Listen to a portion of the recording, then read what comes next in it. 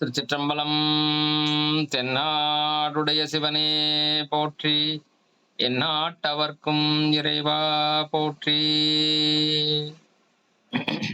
சிவனடியார்கள் திருக்கூட்ட அறக்கட்டளை பட்டுக்கோட்டை சார்பில் சிறப்பாக நடைபெற்று வருகின்ற சிவஞான போதம் எளிய முறையில் எல்லாருக்கும் புரிகிற மாதிரி சிந்திக்கிறக்கூடிய அருமையான இந்த நிகழ்ச்சிக்கு வந்திருக்கக்கூடிய அடியார் பெருமக்கள் அனைவரையும் வணங்கி மகிழ்ந்து வரவேற்கிறோம்.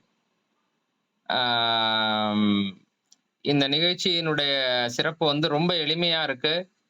மற்ற வகுப்புகளிலே சொல்லாத அளவுக்கு கொஞ்சம் வித்தியாசமாகவும், எங்களுக்கு என்ன தேவையோ அதை நல்ல அருமையா குடுக்குறீங்க அப்படின்னு சொல்லி நிறைய பேரு அந்த வீடியோல இருந்த டிஸ்கிரிப்ஷன்ல இருந்த நம்பரை பார்த்து கால் பண்ணி பேசியிருக்காங்க. அது இல்லாம இதுலயுமே நிறைய பேர் சொல்லியிருக்கீங்க. வெளியிலயும் பேசிக்கிறாங்க. அது மாதிரி ரொம்ப சந்தோஷமா இருக்கு. இது மாதிரி ஒரு வகுப்பை நடத்துவதற்கு உறுதுணையாக இருக்கக்கூடிய உங்களுக்கு மீண்டும் அறக்கட்டளையின் சார்பிலே நன்றியை தெரிவித்துக் கொள்கிறேன். இந்த இதுல போன வாரம் போட்ட அந்த வீடியோல கடைசியில பேசுகின்ற போது, ஏன்னா இங்க பேசக்கூடிய ஒவ்வொரு வார்த்தைகளும் எல்லாரும் அவ்வளவு ஆர்வமா கேட்கறதுக்கு இதா இருக்காங்க. அது நல்லா இருக்கு, நல்லா இல்ல, சரியா இருக்கு, சரியா இல்லங்கிறத பத்தி கூட கவலை இல்ல. ஆனா அது என்ன பேசினாங்க? ஏன்னா இந்த இந்த வகுப்பினுடைய ஒவ்வொரு துளியையும் அவங்க வேஸ்ட் பண்ணாம, அதாவது ஒவ்வொரு துளியையும் அவங்க அனுபவிக்கணும்னு ஆசைப்படுறாங்க. அதனால நிறைய பேர் ஃபோன் பண்ணி கேட்டிருக்காங்க. இது மாரி கடைசியில எங்களுக்கு சரியா அந்த ஆடியோ வரல. நீங்க ஏதோ பேசுறீங்க எங்களுக்கு கேட்கவே இல்ல. நீங்க என்ன சொன்னீங்கன்னு தெரியலையே அப்படின்னு சொல்லிட்டு. அதுக்கு காரணம் என்னன்னா, எல்லாரும் மைக்க ஆன் பண்ணிட்டதுனால அது கட் ஆகி இருந்திருக்கு. அதனால இந்த முறை முடிஞ்ச அளவுக்கு யாரு பேசுறீங்களோ, யாரு கேள்வி கேட்கிறீங்களோ, அவங்க மட்டும் மைக்க ஆன் பண்ணி கேள்விய கேட்டுட்டு மறுபடியும் மைக்க ஆஃப் பண்ணி வச்சுக்கங்க. அவங்களும் மைக்க ஆன் பண்ணி வச்சுக்க வேண்டாம். ஆஃப் பண்ணிட்டு கேளுங்க. அவங்க என்ன சொல்றாங்க? அது அது அப்பதான் நம்ம சரியா புரிஞ்சுக்க முடியும். அதே மாரி வேற ஏதாவது சொல்லணும் அப்படின்னு நினைச்சீங்கன்னா, அவர் பேசி முடிச்சதுக்கு பிறகு மைக் ஆன் பண்ணி ரொம்ப நல்லா இருந்தது, அல்லது எனக்கு இந்த இதுல கொஞ்சம் டிஃபரெண்டான இது இருக்கு, அல்லது சந்தேகமா இருக்கு அப்படின்றத நீங்க கேட்கலாம். அது வரைக்கும் மைக்க ஆஃப் பண்ணிட்டே கேளுங்க. அப்பதான் எல்லாரும் உங்களுடைய கருத்தையும் தெரிந்து கொள்ள ஆசைப்படுவார்கள். இப்ப நீங்க கேட்ட கேள்விக்கு ஐயா என்ன மாதிரியான விளக்கம் கொடுக்குறாரு அப்படிங்கிறதையும் தெரிந்து கொள்ள எல்லாருமே ஆர்வமா இருக்காங்க. அதனால அந்த மாதிரி ஒரு ஒத்துழைப்பை மட்டும் வழங்குமாறு அன்போடு கேட்டுக்கொள்கிறேன். ஐயா ராஜமோகன் ஐயா அவர்கள் தங்களுடைய உரையை சிவஞான போதம் 2வது சூத்திரம் 1 அதிகரணத்தை வழங்குமாறு அன்போடு கேட்டுக்கொள்கிறேன். நன்றி, வணக்கம்.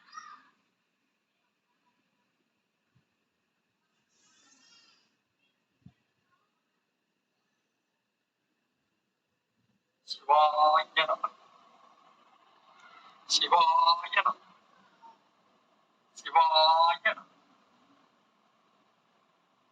எனக்கு எல்லாமுமாக இருந்து என்னை வழிநடத்தி கொண்டிருக்கக்கூடிய திருவண்ணாமலை அருணாச்சல ஈஸ்வரனை வணங்கி இந்த நிகழ்ச்சியை தொடங்குகின்றேன்.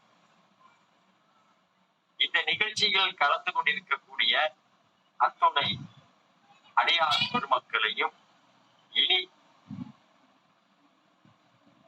பட்டுக்கோட்டை சிவனடியார் திருக்கூட்ட அறக்கட்டளையின் யூடியூப் சேனலான சைவ மரபின் மூலமாக பார்க்கக்கூடிய, இனி பிறகு இந்த நிகழ்ச்சியை பதிவு செய்து அந்த யூடியூப் சேனலில் போடுகின்ற பொழுது அதை பார்க்கக்கூடிய அடியார் பெருமக்களுக்கும் என்னுடைய பணிவான வணக்கத்தையும் நன்றியையும் தெரிவித்துக் கொண்டு நிகழ்ச்சியை நாம் இப்பொழுது தொடங்குகின்றோம். நம்ம இதுவரைக்கும் முதல் சூத்திரத்தை நாம் முடித்திருக்கின்றோம்.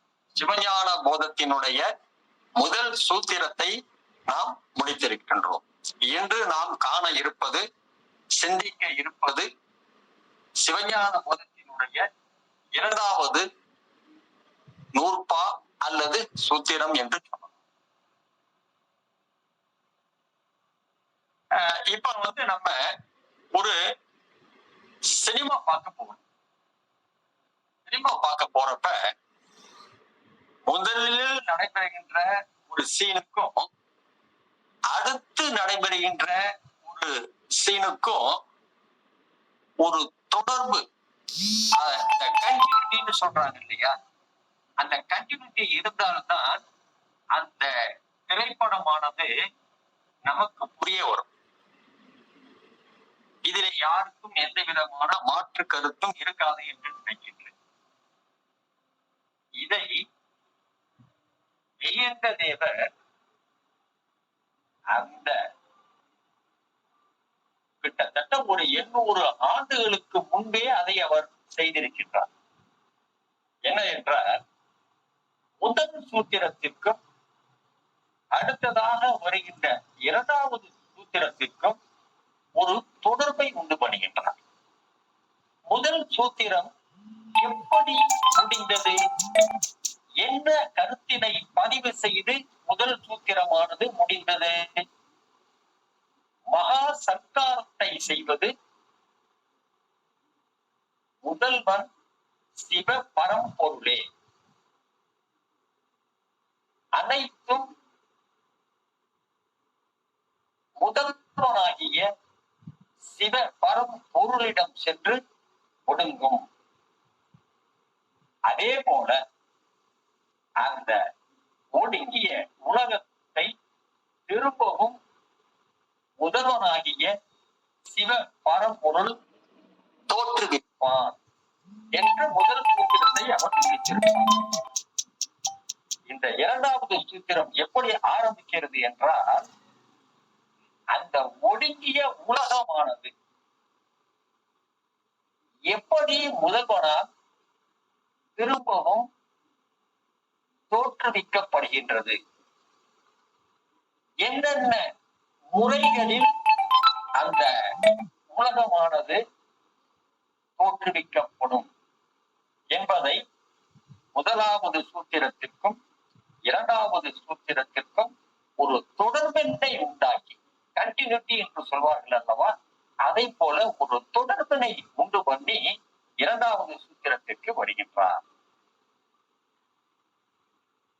சரி, ஒடுங்கிய உலகத்தை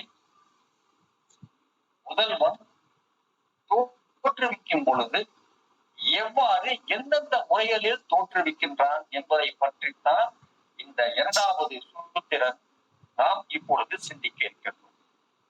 இரண்டாவது சூத்திரம் அவையே தானேயாய் இரு வினையின் போக்கு வரவு புரிய ஆணையின் நீக்கமின்றி நிற்கும் அன்றே.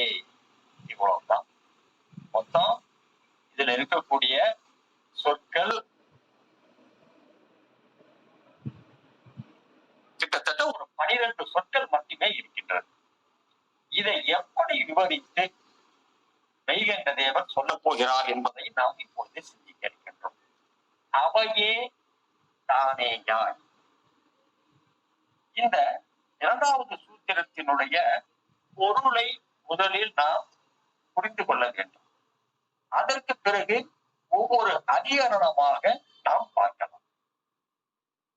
அவையே தானேயாய் இரு வினையின் போக்கு வரவு புரிய ஆணையின் நீக்கமின்றி நிற்கும் அன்றே.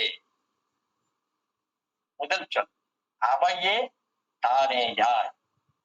இதை எப்படி எடுத்துக்கலாம்னாக்கா, மூன்றா பிரிச்சுக்கணும். இது அவையே தானேயாய் என்கிறத அவையே யாய், ஆனேயாய், அவையே தானேயாய் என்று 3 விதமாக பிரிக்கின்றோம்.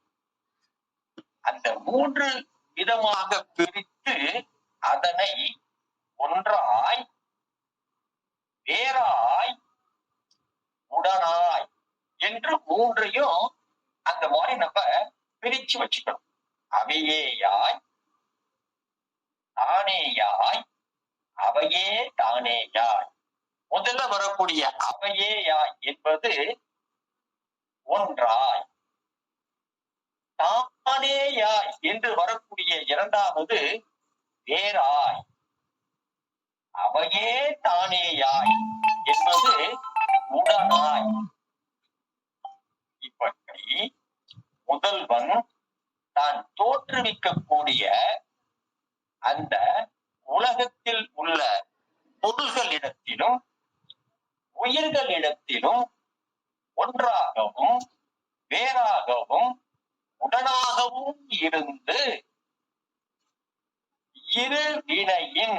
இருவினை என்றால் நாம் செய்கின்ற நல்வினை தீவினை, அந்த பாவ புண்ணியங்கள், அந்த நல்வினை தீவினைகளுக்கு ஏற்ப இறப்பையும் பிறப்பையும் கொடுப்பான்.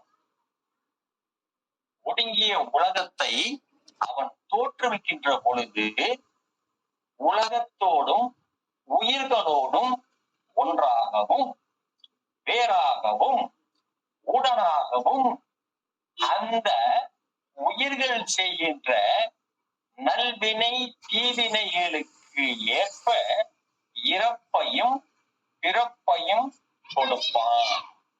இப்படி இறப்பையும் பிறப்பையும் கொடுக்கின்ற பொழுது முதல்வன் நேரடியாக நின்று கொடுப்பானா, தானே அந்த வேலையை செய்வானா என்ற ஒரு கேள்வியை கேட்கின்ற பொழுது அடுத்ததாக ஒரு பதிலை வைக்கின்றான். ஆணையின் நீக்கமின்றி நிற்கும் அன்றே. எப்பொழுதுமே முதல்வனானவன் நினைத்தால் போதும், தான் என்ன செய்ய வேண்டும் என்பதை நினைப்பான். அந்த நினைத்ததை கட்டளையாக ஏற்றுக்கொண்டு, ஒரு ஆணையாக ஏற்றுக்கொண்டு, சக்தி பராசக்தி என்று சொல்கின்றோம் அல்லவா, இதை சிவஞான முனிவர் சமவேத சக்தி என்று மாவாடியத்தில் குறிப்பிடுவார். அப்படி தன்னிடம் இருந்து வேறாக இல்லாமல் தன்னுடன் சேர்ந்து பிரிவில்லாமல் இருக்கக்கூடிய அந்த சக்தியின் மூலமாக இந்த வேலைகளை எல்லாம் முதல்வன் செய்வார். இதுதான் இந்த சூத்திரத்தினுடைய பொருள். திரும்பவும் அப்படியே ஒரு தடவை சொல்லிடுறேன். சூத்திரத்தை முதல்ல நம்ம புரிஞ்சுக்குவோம், அதற்கு பிறகு நம்ம உள்ள ஒன்னா நம்ம போவோம். முதல்வனானவன் ஒடுங்கிய உலகத்தை திரும்பவும் தோற்றுவிக்கின்ற பொழுது உலக பொருள்களோடும் உயிர்களோடும் ஒன்றாகவும் வேறாகவும் உடனாகவும் இருந்து அது செய்த நல்வினை தீவினைக்கு ஏற்ப இறப்பையும் பிறப்பையும் கொடுப்பான். இதை எப்படி அவன் நடத்துவான், எப்படி அதை அமைத்து கொடுப்பான் என்றால், தன்னிடம் வேறாக இல்லாமல் எந்த விதமான பிரிப்பின்றி இல்லாமல் தன்னுடைய சக்தியான பராசக்தியின் மூலமாக இந்த செயல்களை தான் நினைத்த மாத்திரத்தில், அதைத்தான் சைவ சித்தாந்தத்தில் சங்கல்பம் என்று சொல்வார்கள். முதல்வன் சிவ பரம்பொருள் என்ன நினைக்கின்றானோ அதை கன நேரத்தில் புரிந்து கொண்டு பராசக்தியானவள் அவன் நினைத்ததை கட்டளையாக ஏற்றுக்கொண்டு ஆணையாக ஏற்றுக்கொண்டு அதை அப்படியே செய்து முடிப்பார். இப்படித்தான் இந்த ஒடுங்கிய உலகமானது திரும்பவும் தோற்றுவிக்கப்படுகின்றது. இவ்வளவுதான் சூத்திரம். இதுல இந்த சூத்திரத்தினுடைய சில முக்கியமான வார்த்தைகளை நாம் சிந்தித்து விட்டு அதிகரணத்தினுள் நாம் செல்லலாம். இதிலே இந்த சூத்திரத்தினுள்ளே முக்கியமான 2 வார்த்தைகளை நாம் சற்று தெரிந்து கொள்ள வேண்டும். ஒன்று ஆணை. ஆணை என்றால் இறைவன் நினைத்ததை தன்னுடைய கட்டளையாகவும் ஆணையாகவும் ஏற்று பராசக்தியானவள் செய்கின்ற காரணத்தினால் ஆணை என்ற சொல்லானது இந்த சூத்திரத்தில் பராசக்தியை குறிக்கும்.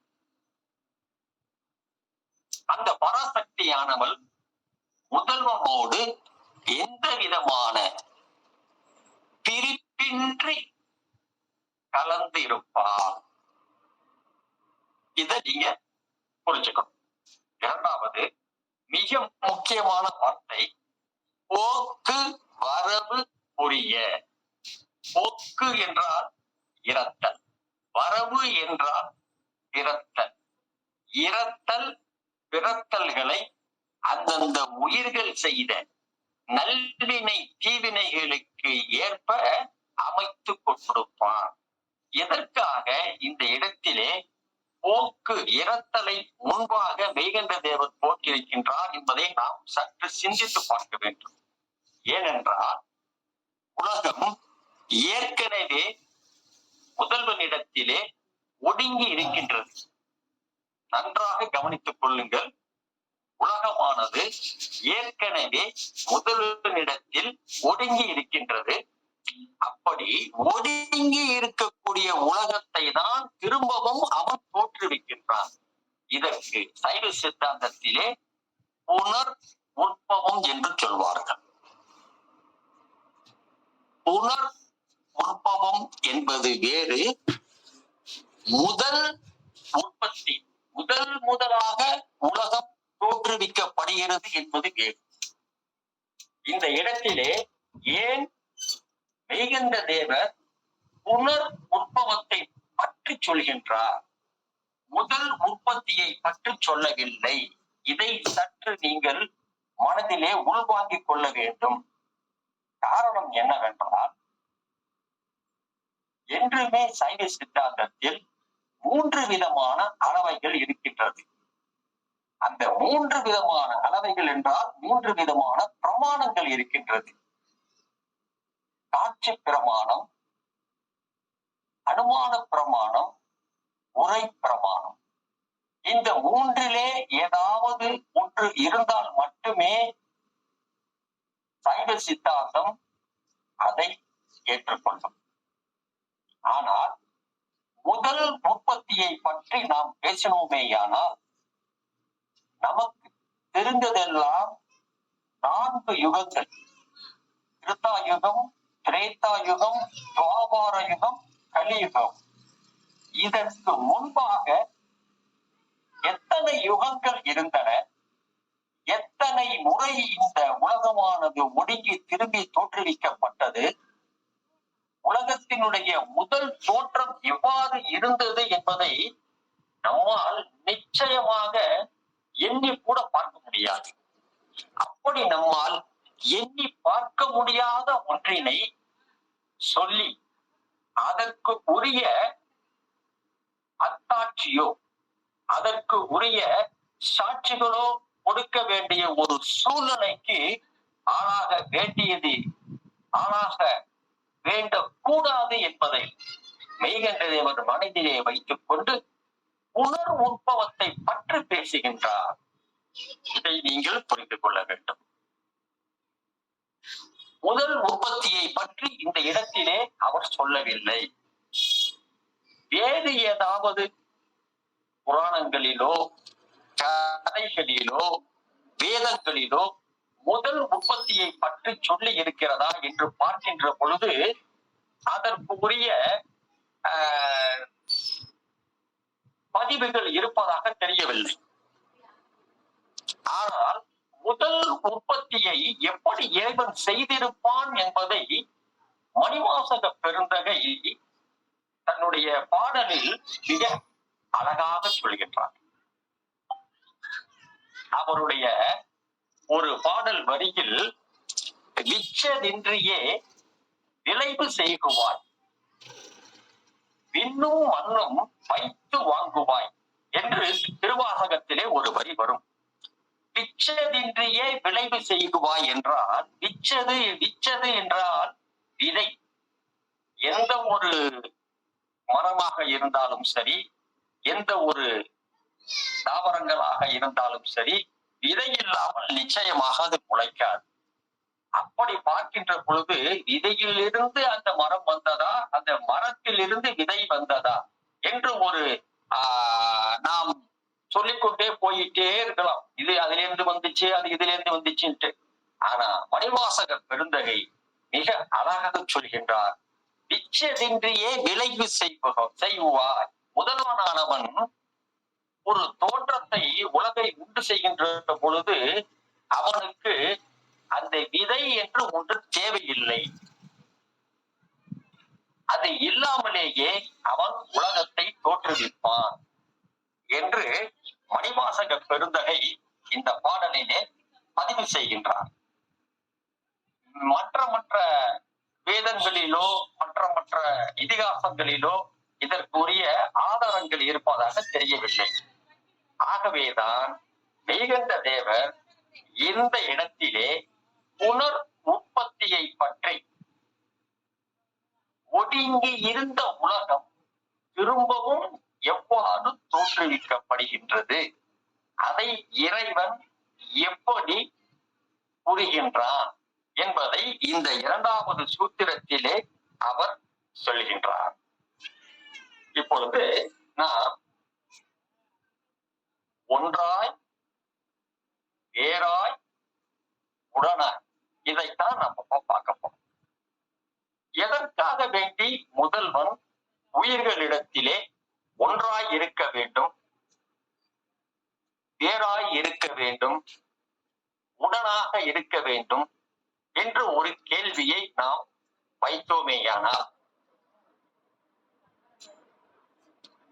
உயிர்கள் இந்த உலகத்தில் நிலை பெறும் பொருட்டு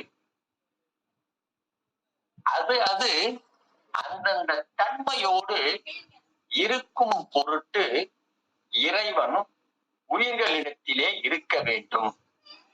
இதற்குதான் நிலைத்தல். ஒரு உயிர் இந்த உலகத்திலே நிலைத்து இருக்க வேண்டுமேயானால் அவனோடு இறைவன் ஒன்றாக கலந்திருக்க வேண்டும். இதற்குரிய ஆதாரங்களை எல்லாம் நாம் பின்பு ஒவ்வொரு எடுத்துக்காட்டுகளாக நாம் பார்க்க இருக்கின்றோம். அடுத்தது வேறாய். எதற்காக இறைவன் உயிர்களிடத்திலே வேறாக நிற்க வேண்டும்? என்ன காரணம்? ஏனென்றால் இந்த உயிர்களானது அறிவித்தால் மட்டுமே அறியக்கூடியது. அப்படி அறிவிக்கக்கூடிய பொருள் எது?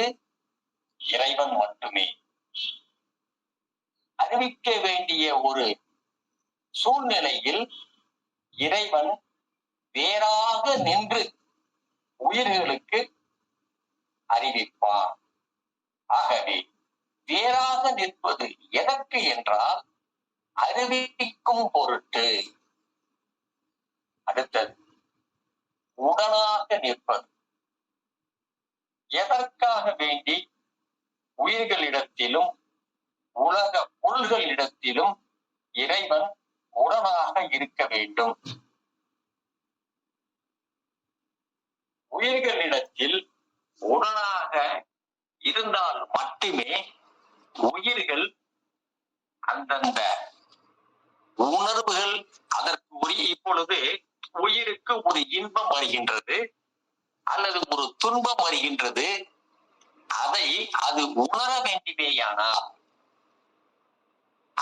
அதனை அனுபவிக்க வேண்டுமேயானால் இறைவன் அந்த உயிரோடு உடனாக இருக்க வேண்டும்.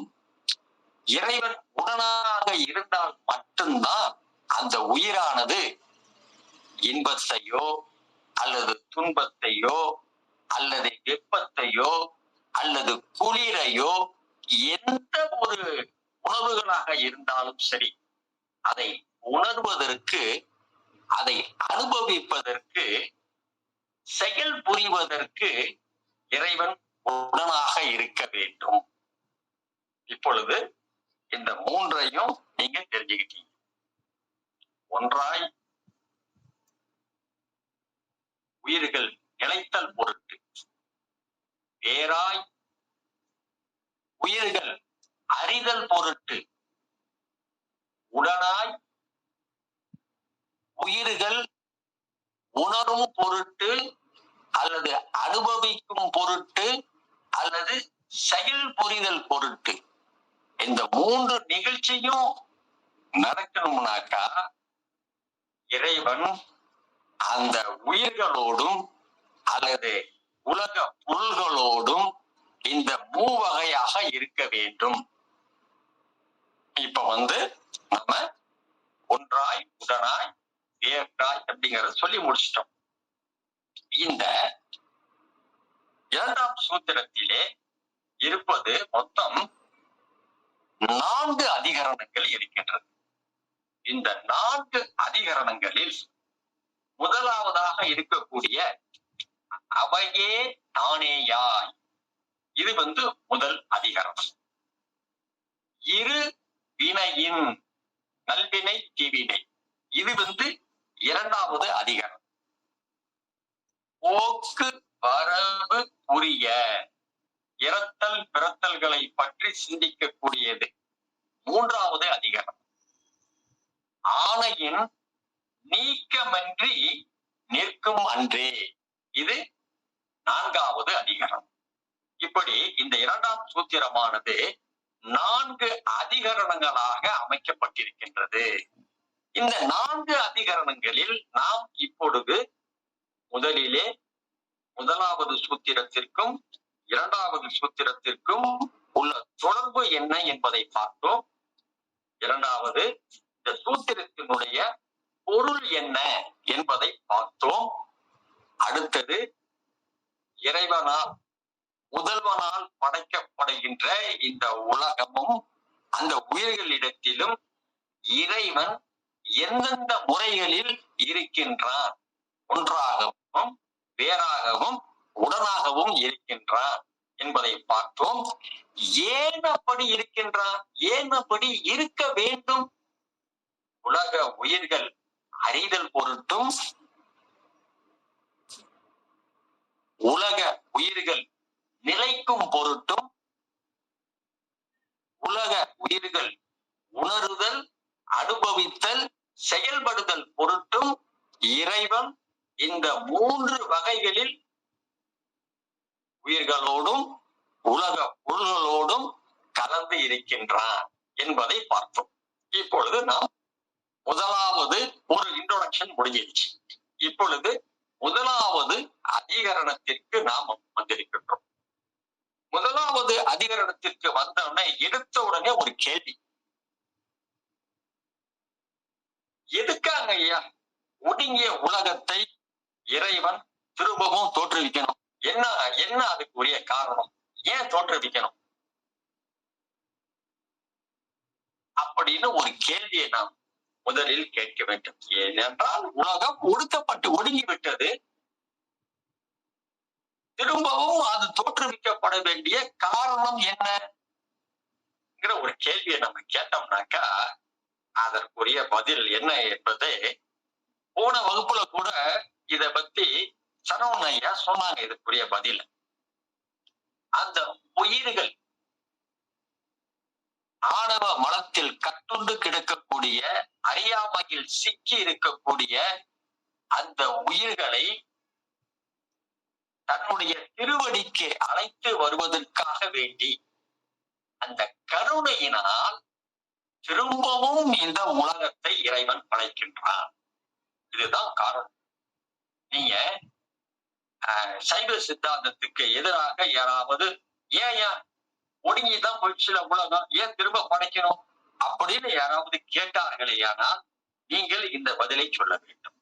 அந்த உயிர்களுக்கு ஆணவ மலத்தினுடைய பிடியில் இருந்து அதனை ஆணவ மலத்தினை வலுவிழக்க செய்து தன்னுடைய திருவடிக்கு கொண்டு வர வேண்டும் என்ற ஒரு எண்ணத்தினே இந்த உலகமானது திரும்பவும் படைக்கப்படுகின்றது அப்படிங்கிறத நீங்க ஃபர்ஸ்ட் தெரிஞ்சுக்கணும். ஆனா ஒரு சிலர் கேள்விகளை கேட்கிறப்ப நம்ம அதற்கு உரிய பதிலை சொன்னோம்னாக்கா அவங்க வந்து ஓஹோ சைவ சித்தாந்தங்கிறது இவர் படிக்கிறார் போல இருக்கு, இதை கேட்டாக்க இவர் கரெக்டா சொல்றாரு அப்படிங்கறத அப்பதான் அவங்க புரிஞ்சுக்குவாங்க. சரி, அப்படி இந்த உலகத்தை திரும்பவும் படைக்கிறார், ஒடுங்கிய உலகத்தை திரும்பவும் படைக்கிறார். ஏனென்றால் அந்த உயிர்களுக்கு முக்தி பேரை எப்படியாவது நாம் கொடுத்து விட வேண்டும் என்ற ஒரு கருணையினால். அப்படி அப்பேற்பட்ட கருணை அந்த உயிர்கள் மேல இறைவன் காமிக்கிறார்னாக்கா அந்த உயிருக்கும் இறைவனுக்கும் உள்ள சம்பந்தம் என்ன? அப்படி என்ன ஒரு பெரிய சம்பந்தம் ரெண்டு பேருக்குள்ள இருக்குது? என்ன, எதுக்காக வேண்டி இறைவன் வந்து இந்த உயிர்கள் மேல இப்பேற்பட்ட ஒரு கருணையை காட்டி தன்னுடைய திருவடிக்கு வர வேண்டும்னு ஏன் நினைக்கிறாரு? என்ன காரணம்? அப்படி வந்து என்ன சம்பந்தம்? அதுதாங்க முதல் கூறு. அவையே தானேயாய். இத நம்ம ஏற்கனவே சொன்னது போல மூன்றா பிரிங்க. அவையே யாய், தானே யாய், அவையே தானேயாய், ஒன்றாய், வேறாய், உடனாய். இப்படிப்பட்ட ஒரு சம்பந்தம் இருக்குது. அந்த சம்பந்தத்தை சைவ சித்தாந்தம் எப்படி சொல்லுதுனாக்க அத்வைத சம்பந்தம். இப்பதான் முதல் அதிகரணத்தினுடைய முக்கியமான இதுக்கு நம்ம ஆரம்பிச்சிருக்கோம். உயிர்களுக்கும் இறைவனுக்கும் உள்ள சம்பந்தம் என்ன? அத்வைத சம்பந்தம். சரி, அத்வைத சம்பந்தம்னு சொல்றமே, முதலில் நம்ம அத்வைதம்னா என்ன அத நம்ம தெரிஞ்சுக்கணும் இல்லையா? அத்வைத சம்பந்தம் இருக்குன்னு சொல்றப்ப அத்வைதம்னா என்ன? அத்வைதம்னா இறைவன் தன்னுடைய அந்த வியாபகம் என்று சொல்கின்றார்கள் அல்லவா, அதை பெரு நிறைவு என்று சொல்லலாம். தன்னுடைய வியாபகத்திற்குள்ளே இருக்கக்கூடிய உயிர்கள் அதன் மேல் கொண்டுள்ள ஒரு தொடர்பு அல்லது கலப்பு அல்லது சம்பந்தம், இதைத்தான் அத்வைத சம்பந்தம் என்று சொல்கின்றார்கள். இதற்கு ஒரு உதாரணம் சொல்றேன். இப்ப கடல் இருக்குது, நீங்க போய் கடல் கரையில நிக்கிறீங்க, கடல்ல வந்து தண்ணி இல்லைன்னு நினைச்சிட்டீங்க, காலியா இருக்கு. அதைத்தான் கடல் வெளி என்று நாம் சொல்லுவோம். இப்ப நீங்க என்ன நினைச்சுக்கணும், அந்த காலியாக இருக்கக்கூடிய அந்த கடல் வெளியிலே நீர் ஃபுல்லா இருக்குதுன்னு இப்ப நினைச்சுப்பீங்க. அந்த கடல் வெளி என்பது இறைவன், அதுதான் வியாபகத்தன்மை. கடல் நீர் என்பது, கடல் என்பது வியாபியமாக அதற்குள்ள வியாபகமாக அடங்கி இருப்பது. இறைவன் கடல் வெளி, வியாபகம், பெரும் நிறைவு என்று சொல்வார்கள். அதற்குள்ளே அடங்கி இருக்கக்கூடிய அந்த கடல் நீர், கடல் நீரை வந்து நீங்க உயிர்களா நினைச்சுக்கணும். இப்படி தன்னைக்குள்ளே அடங்கி இருக்கக்கூடிய ஒரு தொடர்பு தான் இறைவனுக்கும் உயிர்களுக்கும் இருக்கின்றது. இதை நீங்க புரிஞ்சுக்கணும். இரண்டு பொருள். அத்வைதம் என்பது நம்முடைய சைவ சித்தாந்தம் என்ன சொல்லுகிறது என்றால், பொருள்கள் இரண்டு கலப்பினால் ஒன்று போல தோன்றும். உதாரணம், ஒரு கையில ஒரு டம்ளர் தண்ணி எடுத்துக்க, இன்னொரு கையில கொஞ்சம் உப்பு எடுத்துக்கங்க. உப்பு என்பது ஒரு பொருள், இந்த கையில தண்ணீர் என்பது ஒரு பொருள். இந்த உப்பை எடுத்து அந்த தண்ணீருக்குள்ள போடுங்க. ரெண்டு கலக்கிய பிறகு அந்த இடத்திலே உப்பு மறைந்திருக்கும், தண்ணியோடு கலந்திருக்கும், நீரோடு கலந்திருக்கும். ஆனால் நம்மிடம் ஏற்கனவே இருந்தது இரண்டு பொருள்கள். நல்லா கவனிச்சுக்கீங்க, இதுதான் அத்வைதம். இந்த அத்வைதத்தை தான் நம்முடைய சைவ சித்தாந்தம் சொல்லுகின்றது. பொருள்கள் இரண்டு. என்ன இரண்டு பொருள்கள்? இறைவன், உயிர்கள். பொருள்கள் இரண்டு. இந்த உப்பு தண்ணீர்ல போய் கரைஞ்சிடுது. அப்ப அது ஒன்றாக காட்சி கொடுக்குது. இரண்டு பொருள்கள் கலப்பினால் ஒன்றாக காட்சி கொடுப்பதுதான் சைவ சித்தாந்தத்தில் சொல்லப்படுகின்ற அத்வைதம். இதுல யாருக்காவது சந்தேகம் இருக்குமேயானால் பின்னால இன்னமும் இது பற்றியான விளக்கங்கள்லாம் நிறைய வருது. அதை பற்றி நாம் பேசலாம். பொருள்கள் இரண்டு கலப்பினால் ஒன்றாக இருக்கும். உதாரணம், சிவம், சக்தி. சிவம் வேறு, சக்தி வேறு. சிவம் என்பது இறைவன், இறைவி. இறைவன் வேறு, இறைவி வேறு. ஆனால் அவர்களுக்கு இடையே உள்ள சம்பந்தம் என்ன? அதுதான் அத்வைத சம்பந்தம். பொருள்களால் இறைவன் தனியாக ஒரு பொருளாகவும் இறைவி ஒரு பொருளாகவும் இருந்து சிவமும் சக்தியும் வேறாக இல்லாமல் எந்த விதமான ஒரு பிரிப்பின்றி ஒன்றாக தோன்றுகின்றதல்லவா? இதைத்தான் அத்வைத சம்பந்தம் என்று சொல்வார்கள். ஒரு டம்ளர்ல பால் வச்சுக்கீங்க, அதுல கொஞ்சம் நீரை ஊத்துங்க. பால் என்பது ஒரு பொருள், நீர் என்பது ஒரு பொருள். இரண்டு நீர் அங்க போட்ட பிறகு நமக்கு கிடைக்கின்றது பால்ங்கிற ஒரு பொருள் தான் கிடைக்குது. பொருள் இரண்டு, ஆனால் அது கலப்பினால் ஒன்றாக இருக்கின்றது. இதனைதான் அத்வைத சம்பந்தம் என்று சொல்வார்கள். இந்த சம்பந்தத்தை தான் ஒன்றாய் உடனாய் வேறாய் ஒண்ணு ஒண்ணா நம்ம பார்க்க போறோம். ஃபர்ஸ்ட் ஒன்றாய், இறைவன் எப்படி உயிர்களோடு ஒன்றாக இருக்கின்றான் என்று நாம் பார்க்க போகின்றோம். இதற்கு ஒரு உதாரணத்தை நான் சொல்கின்றேன். உயிரும் உடம்பும் போல. உயிர் இல்லைன்னாக்கா உடம்பு இருக்க முடியுமா? முடியாது. உயிரோடு இருந்தால்தான் அந்த உடம்பு செயல்படும். உயிரும் உடம்பும் எப்படி இருக்கின்றதோ, உயிர் இருந்தால்தானே உடம்பு செயல்படும். உயிரினுடைய கலப்பு இல்லாமல் உடம்பு செயல்படுமா? நிச்சயமாக முடியாது. அதே போலத்தான் இறைவனுடைய முதல்வனுடைய கலப்பு இல்லாமல் எந்த விதமான உயிராக இருந்தாலும் சரி, உலக பொருள்களாக இருந்தாலும் சரி, செயல்பட முடியாது. இதிலிருந்து நமக்கு என்ன தெரியுது? உயிர் செயல்பட வேண்டுமேயானால், பொருட்கள் செயல்பட வேண்டுமேயானால் அவைகளோடு இறைவன் கலந்து இருக்க வேண்டும். அதாகப்பட்டது ஒன்றாக இருக்க வேண்டும். இதைத்தான் ஒன்றாதல் என்று சொல்கின்றோம். அது மட்டுமல்லாமல் உலக பொருள்கள் அந்தந்த தன்மையோடு இருக்க வேண்டும் என்றார்.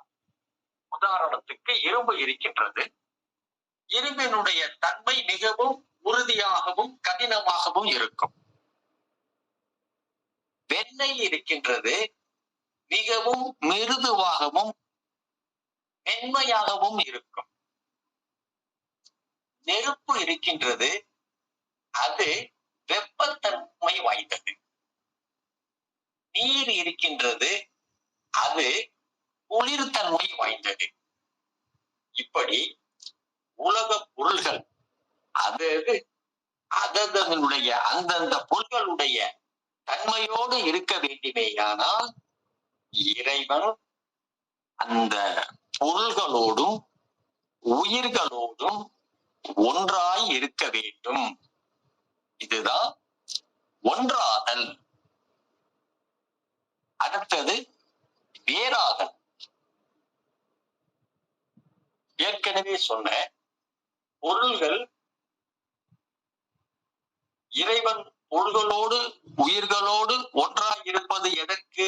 அது நிலைக்கும் பொருட்டு, அது வாழும் பொருட்டு. இப்பொழுது இறைவன் உயிர்களோடு வேறாய் இருப்பது எதற்கு?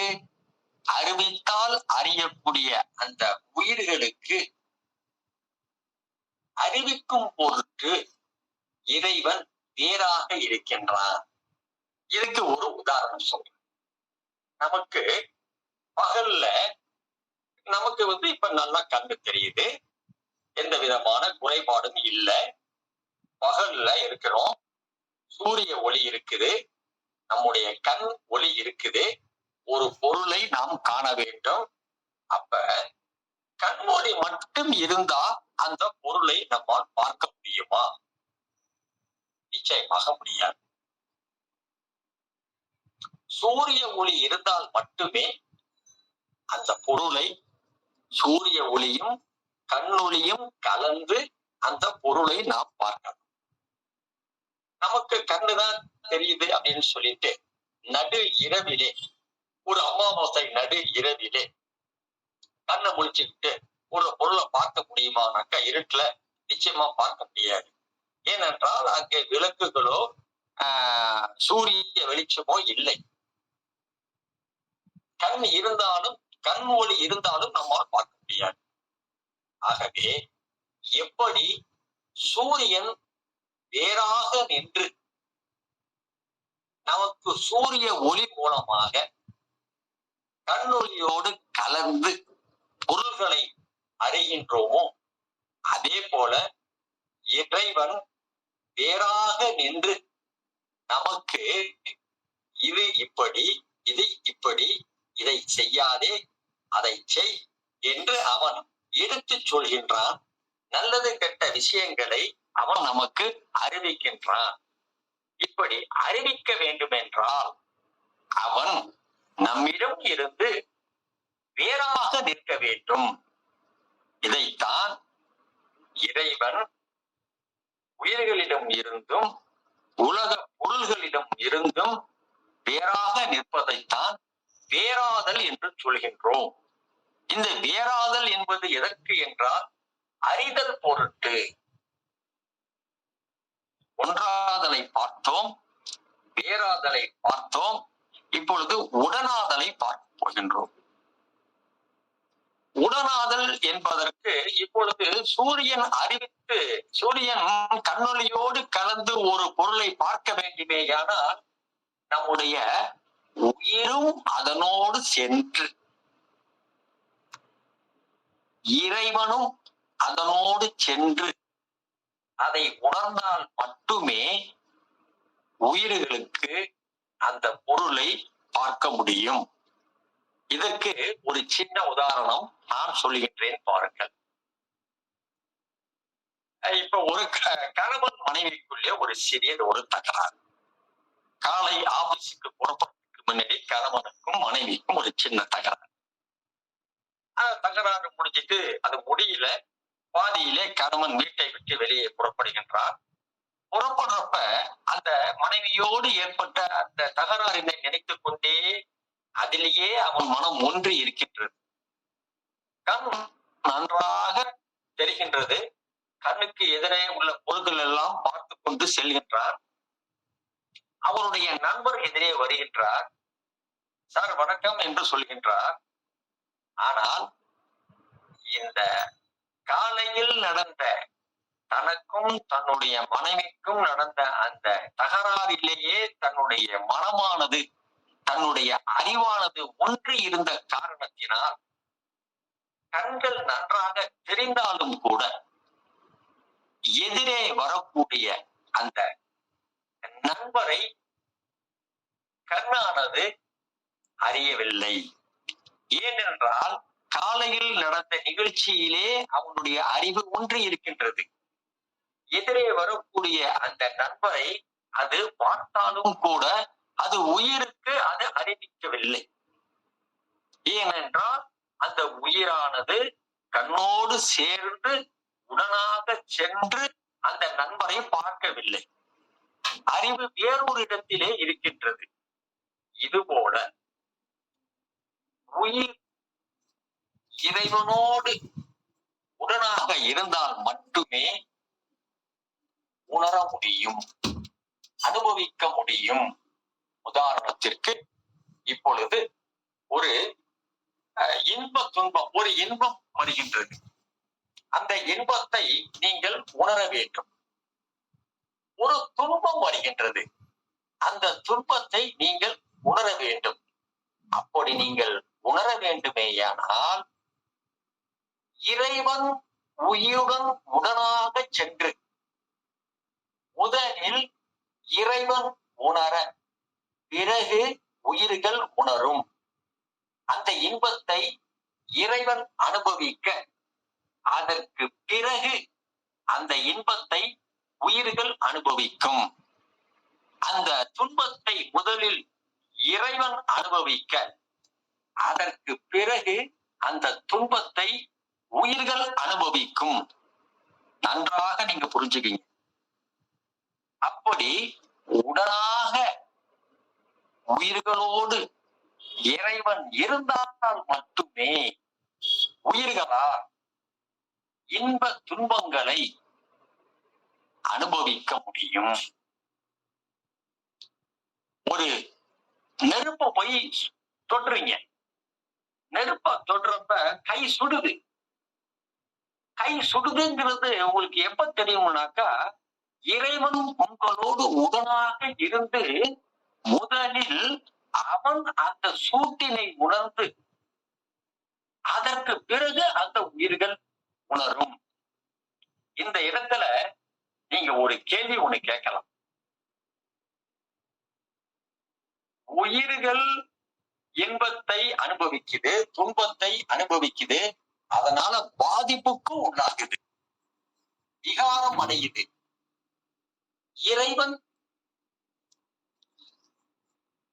இறைவன் எந்த பாதிப்புக்கும் உள்ளாக மாட்டான். உயிர்கள் உணரும் பொருட்டு, உயிர்களுக்கு அந்த அனுபவிக்கக்கூடிய தன்மை வரும் பொருட்டு உயிர்களோடு இறைவன் உடனாக இருப்பானே ஒழிய அந்த இன்பமோ அல்லது அந்த துன்பமோ இறைவனை பாதிக்காது.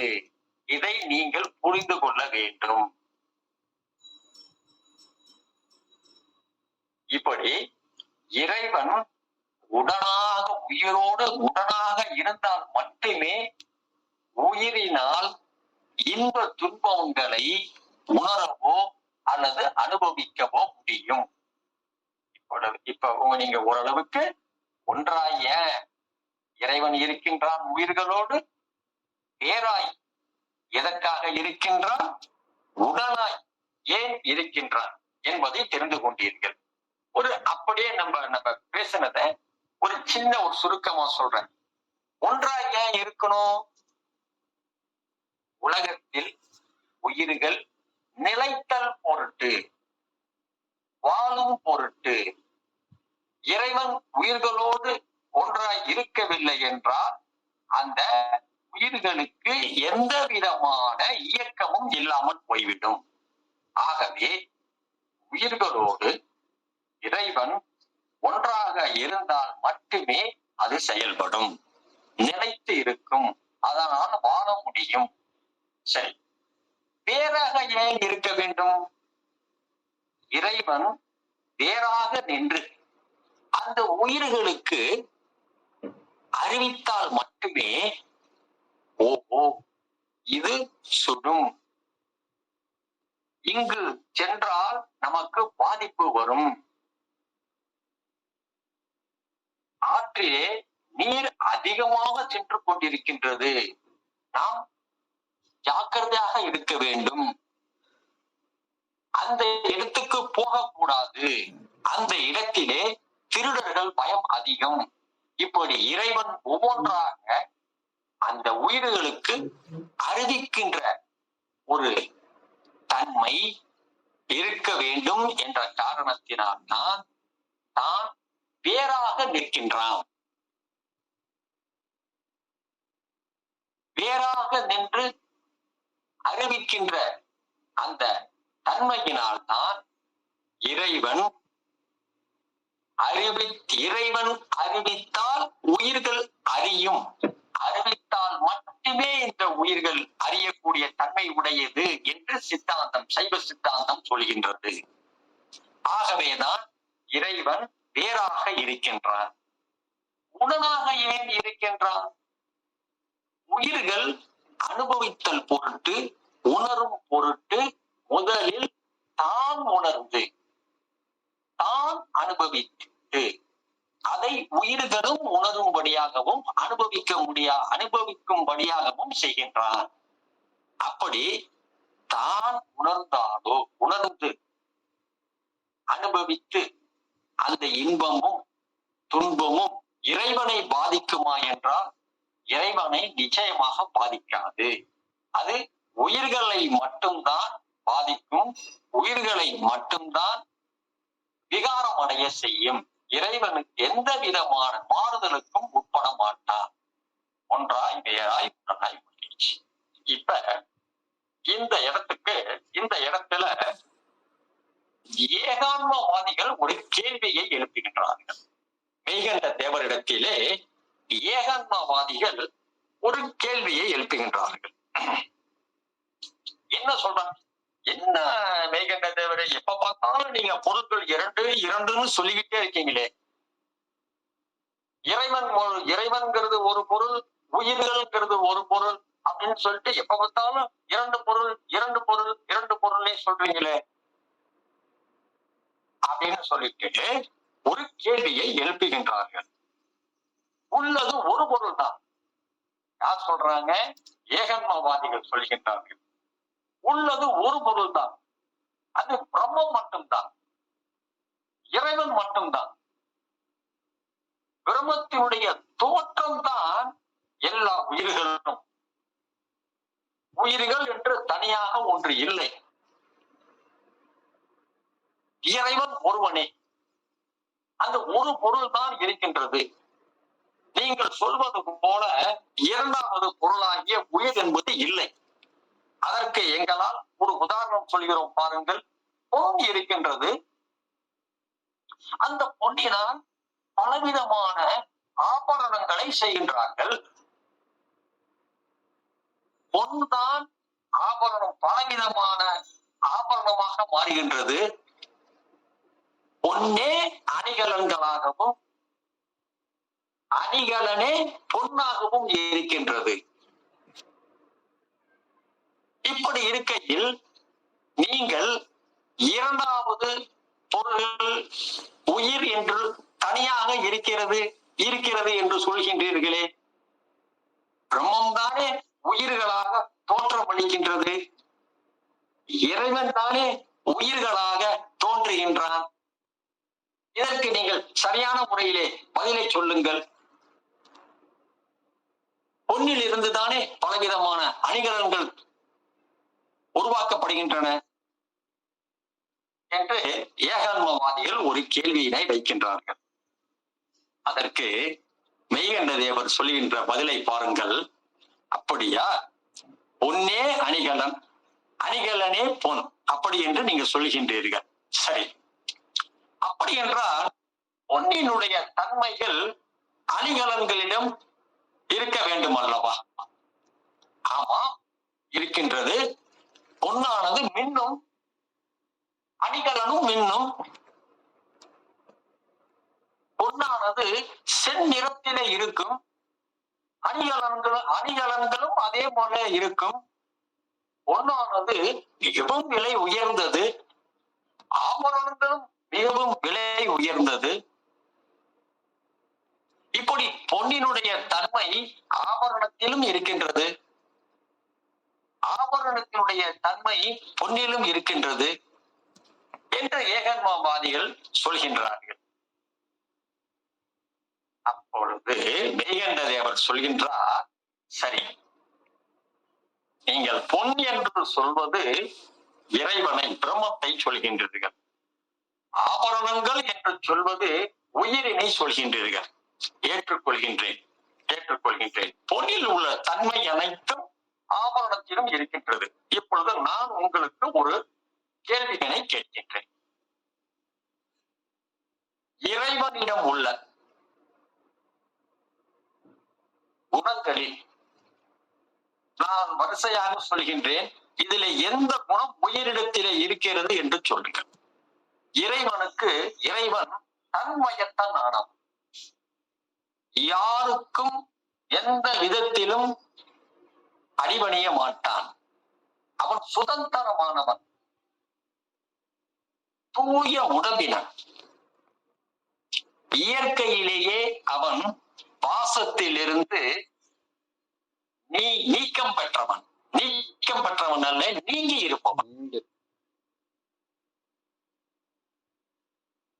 பேரறிவாளன், இயற்கை உணர்வினன், பேர் அருள் கொண்டவன், பேரின்பம் கொண்டவன், பேராற்றல் கொண்டவன்.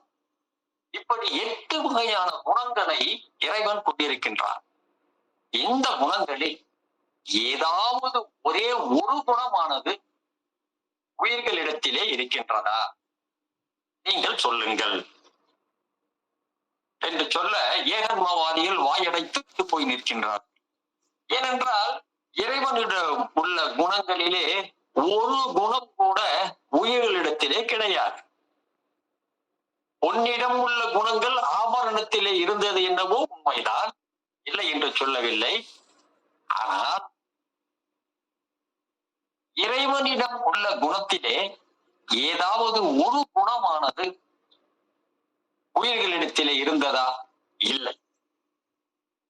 அப்பொழுது ஏகன்மவாதிகள் அடுத்ததாக ஒரு கேள்வியினை எழுப்புகின்றார்கள். அப்படி என்றால் நீங்கள் ஒத்துக்கொள்ளக்கூடிய, ஏற்றுக்கொள்ளக்கூடிய வேதங்களானது பிரம்மம் அத்வைதம் என்று சொல்கின்றதே, அதற்கு உங்களுடைய பதில் என்ன? வேதங்களையும் சிவ ஆகமங்களையும் நீங்கள் ஒத்துக்கொள்கிறீர்கள், ஏற்றுக்கொள்கிறீர்கள் அல்லவா? அப்படிப்பட்ட நீங்கள் ஏற்றுக்கொள்ளக்கூடிய வேதங்களே பிரம்மம் அத்வைதம் என்று சொல்கின்றதே, அதனுடைய அர்த்தம் என்ன? அதற்கு விளக்கத்தை நீங்கள் சொல்லுங்கள். அத்வைதம் என்றால் 2 இல்லை என்றுதானே அர்த்தம். நீங்கள் இரண்டாவதாக ஒரு பொருள் உயிர் இருக்கிறது என்று சொல்கின்றீர்கள். வேதமானது பிரம்மம் அத்வைதம் என்று சொல்கின்றது. இதற்கு உங்களுடைய பதில் என்ன என்று கேட்கின்றார்கள். அதற்கு மெய்கண்ட தேவர் சொல்கின்றார், ஏகன்மவாதிகளே, 2 இல்லை, 2 இல்லை, 2 இல்லை என்று திரும்ப திரும்ப நீங்க சொல்கின்றீர்களே, அந்த 2 இல்லை என்ற உணர்வு எப்பொழுது வரும்? ஒருவேளை 2 இருக்குமோ என்ற ஒரு சந்தேகம், அந்த உணர்வு, அந்த மயக்க உணர்வு வந்தால்தானே 2 இல்லை என்று நீங்கள் சொல்ல முடியும். இப்பொழுது 2 புத்தகங்கள் மேஜையிலே இருக்கின்றது.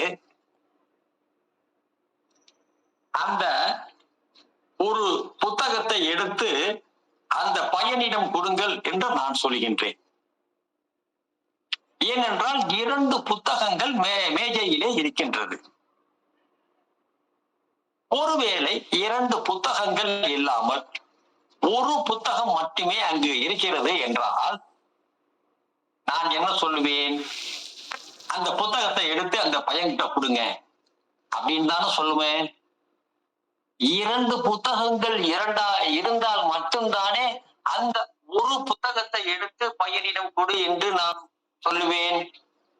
ஆகவே 2 என்று 2 இல்லை என்று நீங்கள் சொல்கின்றீர்கள். அத்வைதம் என்றால் 2 இல்லை என்று நீங்கள் சொல்கின்றீர்கள்.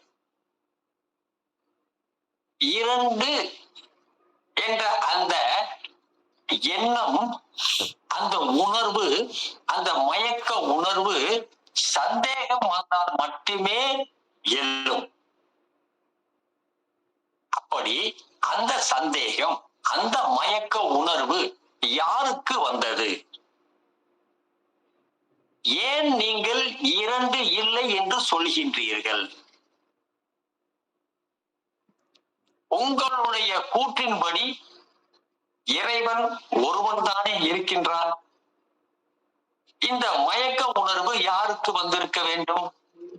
நீங்கள் சொல்லியபடி பார்த்தால், உங்களுடைய கூற்றுப்படி பார்த்தால் இறைவனுக்கு தானே வந்திருக்க வேண்டும்.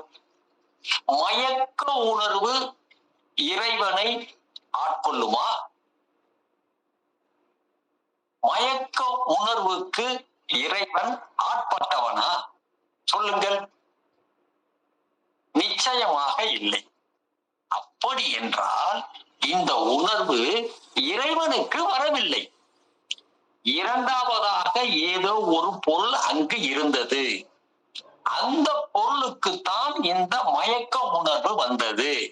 அந்த பொருளைத்தான் நாங்கள் இரண்டாவது பொருள் உயிர் என்று சொல்கின்றேன்.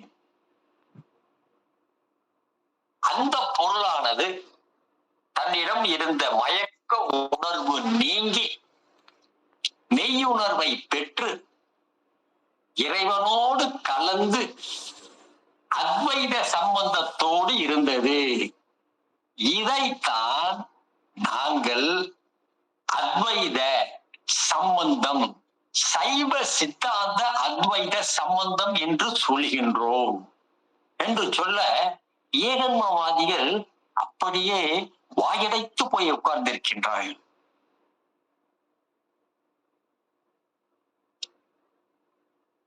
இது போல இந்த அத்வைத சம்பந்தத்திற்கு இன்னும் பல எடுத்துக்காட்டுகள் எல்லாம் ஒன்று ஒன்றாக கொடுக்க போகின்றார் வைகண்ட தேவர்.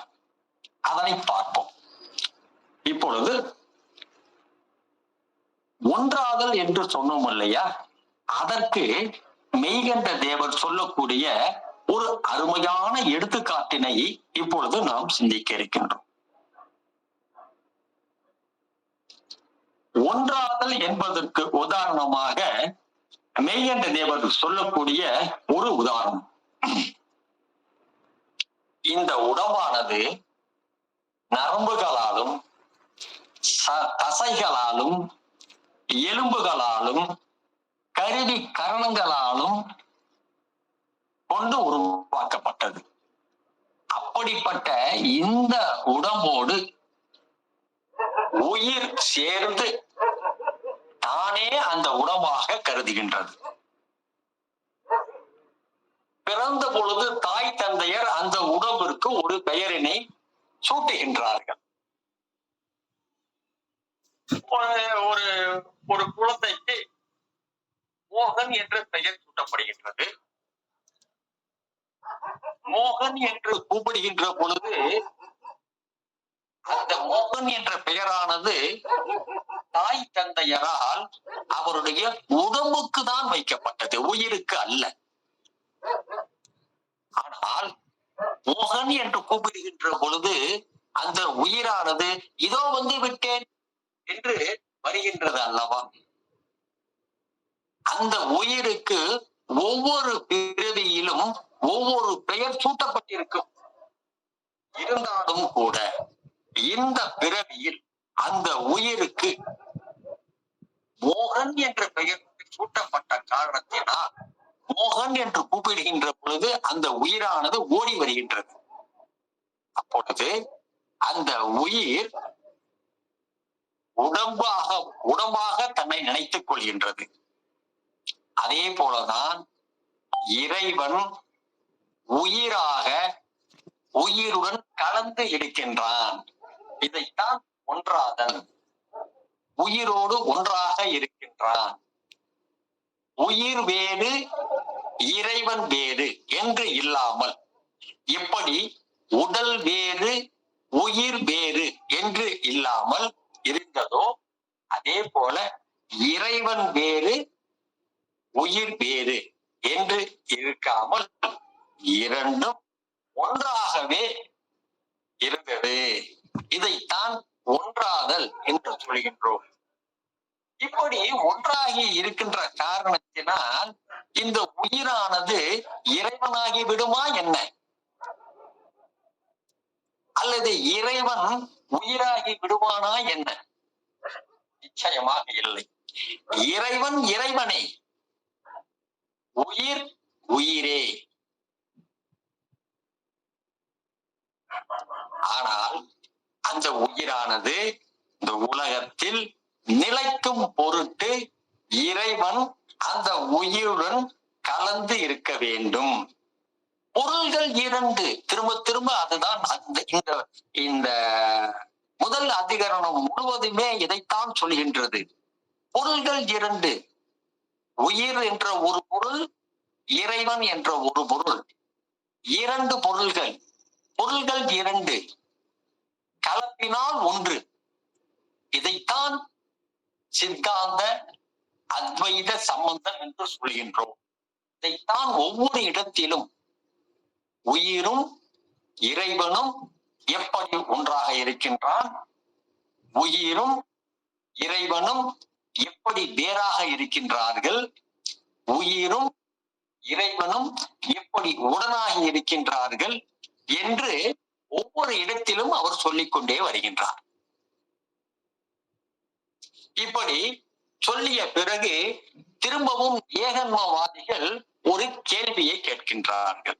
சரி, பிரம்மம் வேதங்கள் சொன்னது, பிரம்மம் அத்வைதம் என்று சொன்னது, அதற்கு நீங்கள் ஒரே பதிலை சொல்லிவிட்டீர்கள். ஆனால் அதே வேதமானது ஏகம் பிரம்மம், பிரம்மம் ஏகம் என்று சொல்கின்றதே, பிரம்மம் ஏகம் என்று சொல்கின்றதே, அதற்கு உங்களுடைய விளக்கம் என்ன? உள்ளது ஒரு பொருள்தான். பிரம்மம் ஏகம் என்றால் அதனுடைய அர்த்தம் என்னவென்றால், பிரம்மம் ஒன்றே உள்ளது, உள்ளது ஒரு பொருள்தான், இரண்டாவது பொருள் இல்லை என்றுதானே வேதங்கள் சொல்கின்றது. நீங்கள் உயிர் என்று இரண்டாவது பொருள் இருப்பதாக சொல்கின்றீர்களே, அதற்குரிய விளக்கத்தை சொல்லுங்கள். நீங்கள் வேதம் சொல்வதற்கு எதிரானவர்களா என்று ஏகன்மவாதிகள் திரும்பவும் ஒரு கேள்வியினை வைக்கின்றார்கள். அதற்கு மெய்கண்ட தேவருடைய பதிலை பாருங்கள், எவ்வளவு அழகாக விளக்கத்தை கொடுக்கிறார் என்று. பிரம்மம் ஏகம் என்பதை நீங்கள் தவறாக புரிந்து கொண்டிருக்கின்றீர்கள் ஏகன்மவாதிகளே. பிரம்மம் ஏகம் என்றால் இறைவன் ஒருவனே என்று அர்த்தம். பிரம்மத்தை தவிர வேறு பொருள்கள் இருக்கிறது என்று அர்த்தம் அல்ல, வேறு பொருள்கள் இல்லை என்பது அர்த்தம் அல்ல. இறைவன் ஒருவன் தான். பிரம்மத்தை தவிர வேறு பொருள்கள் இல்லை என்று நீங்கள் அதை புரிந்து கொள்ளக் கூடாது. இறைவன் ஒருவன் தான். அப்படிப்பட்ட இந்த இறைவன் நானே இறைவன், நானே அனைத்து விதமான ஆற்றல்களையும் கொண்டவன் என்று இறைவன் எப்போவாதாவது சொல்வானா? வாய்ப்பே இல்லை. இறைவன் தன்னை பற்றி தான் சொல்லிக் கொள்வது குணம் இறைவனுக்கு கிடையாது. அது இறைவனுடைய குணமும் அல்ல. ஆனால் பிரம்மத்தை தவிர வேறு பொருள் இல்லை என்று நீங்கள் சொல்லாமல், இறைவன் ஒருவனே, இரண்டாவதாக ஒரு இறைவன், மூன்றாவதாக ஒரு இறைவன், இப்படி இல்லை என்று நீங்கள் புரிந்து கொள்ள வேண்டும் என்று அதற்கு விளக்கத்தை சொல்கின்றார். அதே போல இந்த உயிர்களானது இறைவனை போல சிற்றறிவை கொண்டிருந்தாலும் அறியாமையில் ஆணவத்திடம் சிக்கி கட்டுண்ட நிலையிலே அது பசு என்று அழைக்கப்படுகின்றது. அறிவுடைய பொருளான இறைவன் பதி என்ற பெயரிலும், ஆணவத்திடம் சிக்கியுள்ள இந்த உயிர்களானது கட்டுண்ட நிலையிலே பசு என்றும் அழைக்கப்படுகின்றது என்ற ஒரு விளக்கத்தை சொல்லி, பிரம்மம் ஏகம் என்பது பிரம்மத்தை தவிர வேறு பொருள்கள் இல்லை என்பது அர்த்தமல்ல, இறைவன் ஒருவன் தான் என்று சொல்லி விளக்கத்தை கொடுக்கின்றார். அப்பொழுது ஏகன்மவாதிகள் மற்றும் ஒரு கேள்வியினை எழுப்புகின்றார்கள். அது என்ன கேள்வி என்றால், பிரம்மம் இல்லை என்றால் ஒரு பொருளும் இல்லை என்று வேதங்கள் சொல்கின்றதே, பிரம்மம் இல்லை என்றால் வேறு எந்த பொருளும் இல்லை என்று வேதங்கள் சொல்கின்றதே, அதற்கு உங்களுடைய பதில் என்ன என்று கேட்கின்றார். அதற்கு மெய்கண்ட தேவர் ஒரு அருமையான உதாரணத்தை சொல்கின்றார். உயிர் எழுத்தான ஆ என்ற எழுத்து உங்களுக்கு எல்லாருக்கும் தெரிந்திருக்கும். அதை வைத்து ஒரு அருமையான உதாரணத்தை கொடுக்கின்றார். ஒரு குழந்தை பிறந்து அழுகின்ற பொழுது ஓ ஈ ஏ அப்படியே அழுகும்.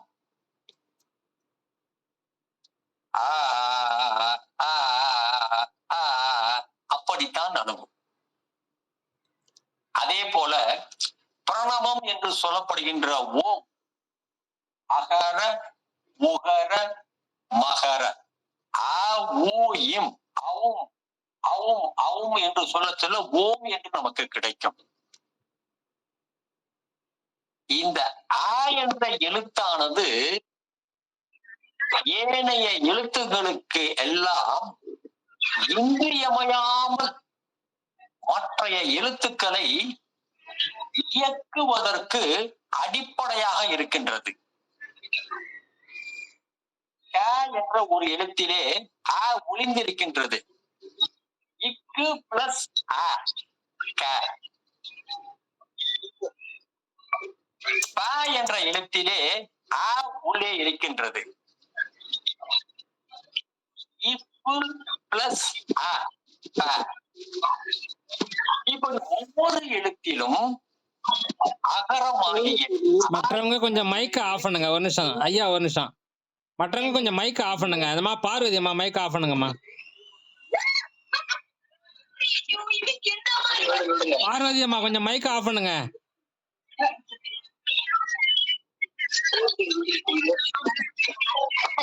ஹலோ பார்வதி அம்மா, யாரு உங்க மைக்க ஆஃப் பண்ணுங்க தயவு செய்து கொஞ்சம்.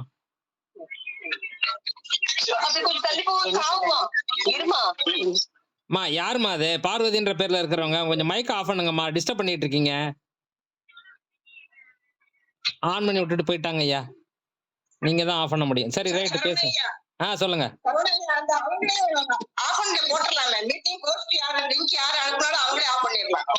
இல்ல இல்ல, அது ஐயாவோட பேர்ல தான் இருக்கு. சரி பரவாயில்ல, விடுங்க பாப்போம். நீங்க நடத்துங்க. சரி பரவாயில்ல, நீங்க இது பண்ணுங்க. அது பார்வதின்ற பேர்ல இருக்காங்க. அவங்க முடிஞ்சதுன்னா ஆஃப் பண்ணுங்க, இல்லாட்டி ரிமூவ் பண்ணிடுங்க. மற்றவங்கள பார்க்கலாம். நன்றி. தொடரட்டும். நல்லா கேட்டுட்டு இருக்கும்போது டிஸ்டர்பன்ஸ் பண்ணா கஷ்டமா இருக்கு.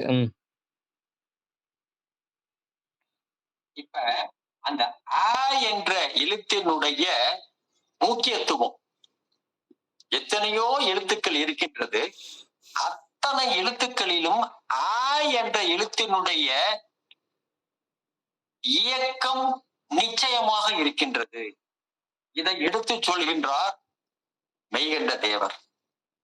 அப்ப இந்த ஆ என்றனுடைய முக்கியத்துவம் என்ன என்பதை மற்ற எழுத்துக்களில் இருக்கக்கூடிய அந்த உச்சரிப்பின் பொழுது நான் ஏற்கனவே சொன்னது போல இக்கு பிளஸ் அ க, இட்டு பிளஸ் அ ட, இப்படி ஒவ்வொரு எழுத்துக்களிலும் இந்த அகரமானது இருக்கின்றது.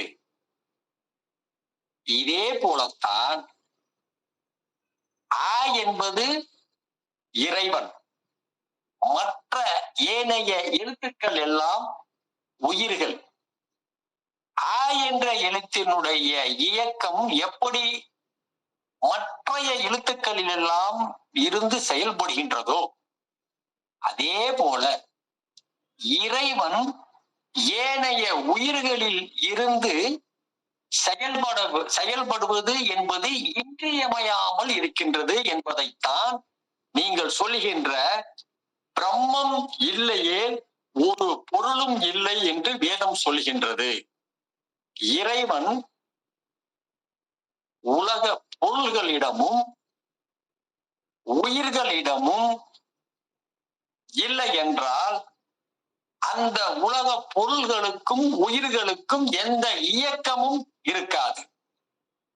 அப்ப அந்த உயிர்கள் இருந்து என்ன பிரயோஜனம், என்ன பயன்? அதைத்தான் வேதமானது பிரம்மம் இல்லையாயின் ஒரு பொருளும் இல்லை என்று சொல்கின்றதே தவிர இறைவனுடைய முக்கியத்துவத்தையும் ஆ என்ற எழுத்தினுடைய முக்கியத்துவத்தோடு கலந்து மெய்கண்ட தேவர் சொல்ல அந்த கருத்தினை ஏகன்மவாதிகள் ஏற்றுக்கொள்கின்றார்கள். இப்படி இறைவன் ஒவ்வொரு உயிர்களோடும் கலந்து தன்னுடைய இன்றியமையாமை, இறைவன் இல்லை என்றால் அந்த பொருள்களுக்கு இருப்பு இல்லை, இதைத்தான் அவர் எடுத்து சொல்கின்றார். இறைவனுடைய அந்த கலப்பானது ஏனைய உயிர்களுக்கு எப்படி இன்றியமையாமல் இருக்கின்றதோ அதே போலத்தான் இந்த ஆ என்ற எழுத்தானது தனியாக வேறாக இருந்தாலும் கூட மற்றைய எழுத்துக்களில் அதனுடைய இயக்கம் மிக மிக இன்றியமையாமையாக இருக்கின்றது. இப்படி ஆ என்ற எழுத்து வேறாக இருப்பது போலவே இறைவனும் வேறாக நின்று அனைத்து உயிர்களையும் இயக்குகின்றான் என்று அவர்களுக்கு பதிலினை மிக தெல்ல தெளிவாக மெய்கண்ட தேவர் கூறுகின்றார். இதுவரை நான் ஒன்றாதல் வேறாதல் இரண்டிற்கும் உரிய எடுத்துக்காட்டுகளை சொல்லி இருக்கின்றோம். அடுத்த உடனாய் நிற்பது அடுத்த வகுப்பிலே நாம் பார்க்க இருக்கின்றோம். ஏனென்றால் இது சற்று கடினமான ஒரு சப்ஜெக்ட். இது அவ்வளவு சீக்கிரத்துல இந்த ஒன்றாய் வேறாய் உடனாய் என்பதை புரிந்து கொள்ள முடியாது. இதை பார்க்கக்கூடிய அடியார்கள் அடுத்து வரக்கூடிய அவர் சொல்லக்கூடிய எடுத்துக்காட்டினை அடுத்த வகுப்பிலே நாம் பார்க்க இருக்கின்றோம். இதுவரையிலே நாம் ஒன்றாய் இருந்ததற்கு ஒரு உதாரணத்தை பார்த்தோம், வேறாய் இருந்ததற்கு ஒரு உதாரணத்தை பார்த்தோம். நிச்சயமாக உங்களுக்கு இதிலே பலவிதமான சந்தேகங்கள் இருக்கக்கூடிய வாய்ப்பு இருக்கின்றது. ஆகவே இந்த வகுப்பினை இத்தோடு முடித்துக் கொண்டு இதிலே இந்த அதிகரணத்திலே மீதமுள்ள 2 எடுத்துக்காட்டுகள் இருக்கின்றது. இதனை நாம் அடுத்த வகுப்பில் பார்க்க இருக்கின்றோம் என்பதை சொல்லி நாம் இதுவரையில் பார்த்ததை சற்று சுருக்கமாக சொல்கின்றேன். ஒடுங்கிய உலகத்தை இறைவன் மீண்டும் தோற்றுவிக்கின்றான். எதற்காக தோற்றுவிக்கின்றான்? உயிர்கள் தன்னுடைய திருவடியை அடைய வேண்டும் என்று தோற்றுவிக்கின்றான். அப்படி தோற்றுவிக்கின்ற பொழுது இறைவனுக்கும் அந்த உயிர்களுக்கும் உள்ள சம்பந்தம் என்ன? அந்த சம்பந்தத்தை தான் அத்வைத சம்பந்தம் என்று சொல்கின்றோம். அத்வைத சம்பந்தம் என்பது என்னவென்றால் இறைவனானவன் உயிர்களோடு ஒன்றாகவும் வேறாகவும் உடனாகவும் கலந்து இருக்கின்றான். இறைவன் என்பது ஒரு பொருள், உயிர் என்பது ஒரு பொருள். 2 பொருள்களும் எப்படி நீரிலே உப்பை கரைக்கின்ற பொழுது பொருள்கள் 2ஆக இருந்தாலும் கரைத்த பிறகு நமக்கு ஒன்றாக தோன்றுகின்றதோ அதே போல இந்த அத்வைத சம்பந்தத்தோடு இறைவன் உயிர்களோடும் உலக பொருள்களோடும் இருக்கின்றான். அவையே தானேயாய், அவையே தானேயாய் என்பதை 3ஆக பிரித்து அவையேயாய், தானேயாய், அவையே தானேயாய். ஏன் இப்படி ஒன்றாகவும் வேறாகவும் உடனாகவும் இருக்க வேண்டும்? ஒன்றாக இருந்தால் மட்டுமே அந்த உயிர்கள் உலகத்தில் நிலைக்கும். வேறாக இருந்தால் மட்டுமே அந்த உயிர்களுக்கு இறைவனால் அறிவிக்க முடியும், நல்லது கெட்டதுகளை எடுத்து சொல்ல முடியும். உடனாக இருப்பது எதற்கு என்றால் அந்த உயிர்கள் அனுபவிக்கின்ற இன்ப துன்பங்களை தானும் அவனுடன் அந்த உயிருடன் கூட இருந்து அனுபவித்து அந்த உயிருக்கு இன்பத்தையும் துன்பத்தையும் கொடுப்பான் என்று நாம் பார்த்தோம். இதிலே ஏகன்மவாதிகள் எழுப்பிய சந்தேகங்கள், பிரம்மம் அத்வைதம் என்று சொன்னார்கள். இரண்டு இல்லை என்பது, இரண்டு இல்லை என்ற ஒரு சூழ்நிலை எப்பொழுது வரும்? இரண்டு என்பது இருக்குமோ என்ற ஒரு சந்தேகம், மயக்க உணர்வு வரும். அப்படி மயக்க உணர்வு இறைவனுக்கு வருமா? நிச்சயமாக இறைவனுக்கு வராது. அதனுடன் கூட இருக்கின்ற வேறு ஒரு பொருளாகிய உயிருக்குத்தான் வரும் என்பதை மெய்கண்ட தேவர் மிக அழகாக சொன்னார். அதே போல பொன்னால் செய்யப்பட்ட ஆபரணங்களாக இறைவன் தோற்றமளிப்பானே, பிரம்மமானது உயிர்களாக தோற்றமளிக்குமே ஒழிய உயிர்கள் என்று வேறு ஒரு பொருள்கள் இல்லை என்று ஏகன்மனவாதிகள் சொல்ல, பொன்னுக்கு உரிய குணங்கள் அனைத்தும் ஆபரணங்களிடம் இருக்கின்றது.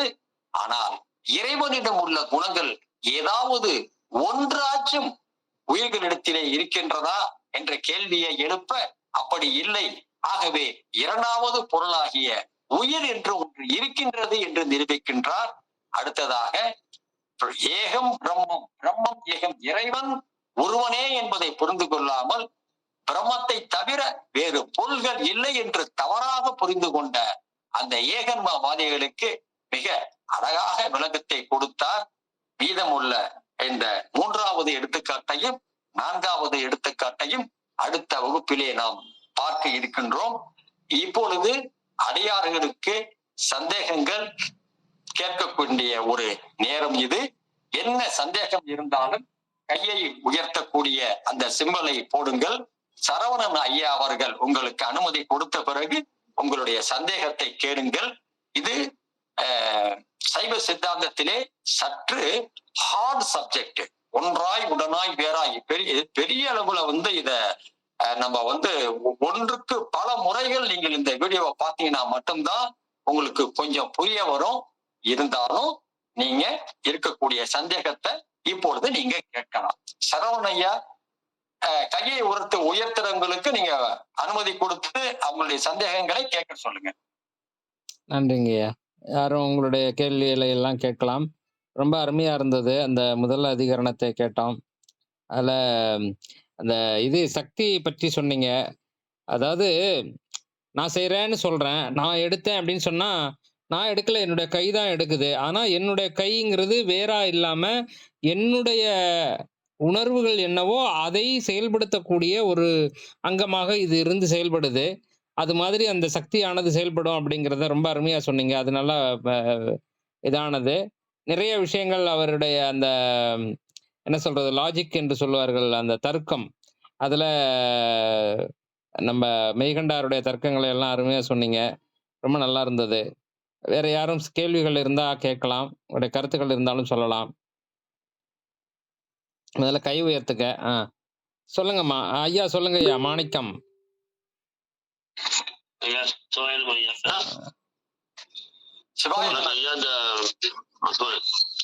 இந்த நிகழ்ச்சி நடந்தது சந்தோஷம் இருக்கு ஐயா. ஏற்கனவே கலந்துக்கிட்டே முடியல. இப்ப தொடர்ந்து வாரமா வருதுங்களா ஐயா? அது நீங்க ஐயா இந்த நிகழ்ச்சி தொடர்ந்து வாரம் நடத்துறீங்களா? இல்ல, வாரம் இல்லைங்க ஐயா. இது மாதத்துக்கு ஒரு முறை, கடைசி வியாழக்கிழமை மட்டும். அப்படி ஃபிக்ஸ் பண்ணியாச்சா? கடைசி 3 மாதம் கடைசி வியாழக்கிழமைன்னு ஃபிக்ஸ் பண்ணிட்டாங்க ஐயா. சரி, ரைட்டு, போட்டுடுறோம். இல்ல என்னங்க போடல, நாங்க வியாழக்கிழமைன்னு மட்டும்தான் போட்டிருக்கோம். ஒவ்வொரு மாதமும் கடைசி வியாழக்கிழமைன்னு போட்டுடுறோம் இனிமே. தெரியாத கலந்துக்கிறேன் ஐயா. விளக்கு ரொம்ப அருமையா எளிமையான, அதாவது ஒரு பதார்த்த உணவு பெரிய ஆடம்பர கூட்டங்களை ஆடம்பரமா வச்சு கொடுக்கறத விட எளிமையா மாதிரி எங்களுக்கு ஏத்த மாதிரி கொடுத்தாங்க. அது முக்கியம். அவையே தானேயாங்கிறது அவையாய் தானேயாய் அவையே தானேயாய் தனித்தனியா பிரிச்சு பிரிச்சு கொடுத்து ரொம்ப மகிழ்ச்சியா இருந்துச்சு எனக்கு. அப்புறம் இன்னொரு சந்தேகம் எனக்கு இந்த ஐயோ அந்த எண் குணத்துல இது வருமா? இறைவனுடைய எண் குணம் செஞ்சீங்களா? 8 குணத்துல இதுவும் வருமா? இது அதுக்குள்ள அறை இருக்கா? 8 குணத்துல எது வருமானு கேக்குறீங்க ஐயா? ஒன்றாகவும் உடனாகவும் மேலாகவும் இருக்கிறான்னு சொல்றோம்ல. இறைவன் இறைவனுடைய குணம்ங்கிறது 8 குணங்கிறது அது வேற. இந்த ஒன்றாய் உடனாய் வேறாய்ங்கிறது எப்படின்னாக்கா, இறைவன் எந்த விதத்துல அந்த உயிர்களோடு சம்பந்தப்பட்டு இருக்கின்றான் அப்படிங்கிறது தான் இந்த 3 குணங்கள் கிடையாது. ஒன்றாக வேறாக ஒரு சம்பந்தம், உடனாக ஒரு சம்பந்தம், உயிர்களுக்கும் இறைவனுக்கும் உள்ள சம்பந்தம் இந்த 3 வகையிலே இருக்குதுங்கிறத மெய்கண்ட தேவர் சொல்கின்றார். ஐயா, எனக்கு தெரிஞ்ச ஒரு சின்ன இதை சொல்றேங்க. அதாவது குணம் அப்படிங்கிறது தன்மைங்கய்யா. இப்ப இந்த கலந்து இருக்கிறதுங்கிறது வந்து செயல்பாடுங்கய்யா. இப்போ தண்ணியினுடைய தன்மை என்னன்னா பள்ளத்தை நோக்கி போகும் அப்படிங்கிறது தான். அப்படி போகின்ற போது அது அரிச்சுக்கிட்டு போகும், இருக்கக்கூடியதுகள் எல்லாம் அரிச்சுக்கிட்டு போகும் அப்படிங்கிறது அதனுடைய செயல்பாடு. அது அது அது மாதிரின்னு வச்சுக்கோங்களேன். இப்போ அவர் என்ன மாதிரி, அதாவது அவருடைய குணமாகிய அறிவினுடைய குணமே வந்து துயர் நீக்குதல் தான். என்னது இதுல நம்ம திருவள்ளுவர் சொல்லுவார் இல்லையா, அறிவின் மற்றது உண்டோ பிரிதின் நோய் தன்னோய் போய் போற்றாக்கடை அப்படின்னு சொல்லி ஒரு இது சொல்லுவார். அதாவது அறிவுன்றதுனுடைய இதே வந்து மற்றவங்களுடைய துன்பத்தை நீக்கணும் அப்படிங்கிறது தான் அறிவுடைய தன்மையே. அதனால அவர்கிட்ட இருக்கக்கூடிய அந்த பேரறிவுனால இந்த ஆன்மாக்களுடைய துன்பத்தை நீக்க வேண்டும் என்பதற்காக அந்த அவருடைய தன்மையாகிய பேரறிவு, அடுத்தது பெருங்கருணை, அடுத்தது பேராற்றல், அடுத்தது அவருடைய அந்த இதுகள் எல்லாத்தையும் பயன்படுத்தி இந்த நிலையில கலந்திருந்து உதவி செய்யறாரு அப்படிங்கிறது தான் என்னுடைய புரிதலாக இருக்கிறது. நன்றிங்க.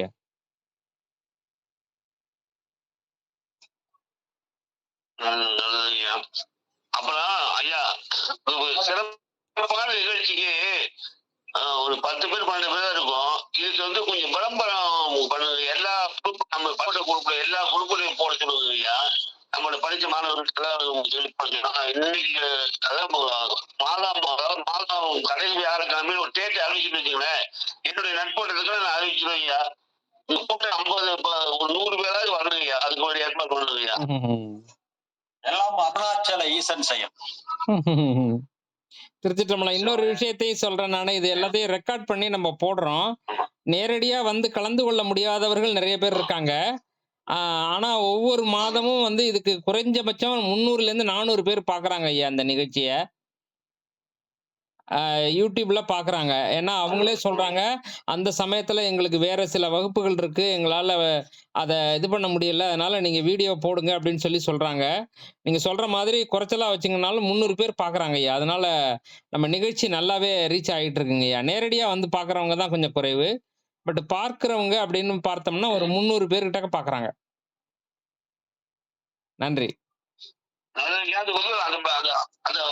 யூடியூப் சேனல் பேரு பட்டுக்கோட்டை இல்ல சைவ மரபுன்னு இருக்குங்க ஐயா.